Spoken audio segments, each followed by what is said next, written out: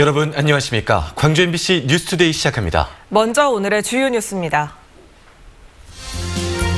광주시가 어젯밤 광주 지역 신천지 교인의 명단을 정부로부터 넘겨받아 코로나19 감염 가능성에 대한 전수조사에 들어갔습니다. 코로나19 확산을 막기 위해 장애인 복지시설들이 임시 폐쇄되면서 갈 곳 잃은 중증 장애인들이 힘든 시기를 겪고 있습니다.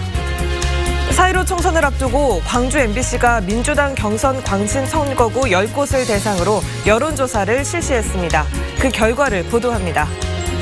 한전공대 법인 설립 인가를 결정할 교육부 심사위원회가 심의 일정을 또다시 다음 달로 연기했습니다. 코로나19 확산을 막기 위해 오늘부터 신천지 광주 교인에 대한 전수조사가 시작됩니다. 어젯밤 신천지 교인 명단을 전달받은 광주시는 조사의 속도를 내 오늘 안으로 마무리한다는 계획입니다. 송정근 기자입니다. 퇴근 시간이 훌쩍 지난 시각, 광주시청에 불이 환하게 켜져 있습니다.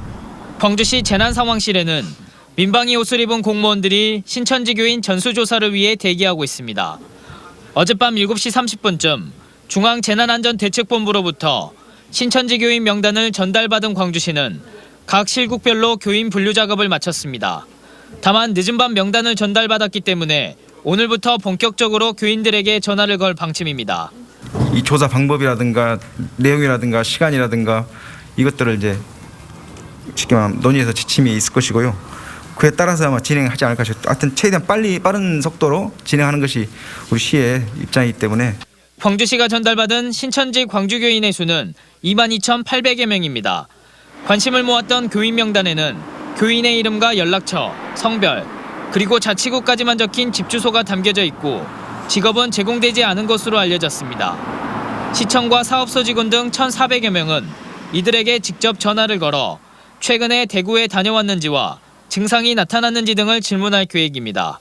조사 도중 유증상자가 나타나면 보건소에 대기하고 있는 직원을 보내 바로 통제에 들어갈 예정이고 연락이 닿지 않는 교인은 경찰의 도움을 받아 위치 추적을 진행한다는 계획입니다. 조사 단계 처음부터 경찰이 같이 들어와서 이런 애로사항이 봉착할 때는 경찰 차원에서 할 수 있는 일은 바로바로 하겠다. 그래서 합동으로 이렇게 조사를 하기로 했다는 말씀을 밝혀드립니다. 광주시가 신천지 교인들에 대한 조사를 어느 수준까지 진행할지 여부도 관심 사항입니다.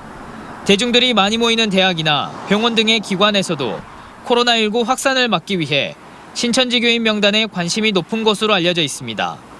또 보건의료 관련 직무에 종사하고 있는 교인이 있는지 등은 바이러스 확산을 막기 위해서라도 파악해야 한다는 목소리도 높습니다. 광주시는 오늘 중으로 전체 교인에 대한 조사를 마친다는 계획입니다. MBC 뉴스 송정근입니다.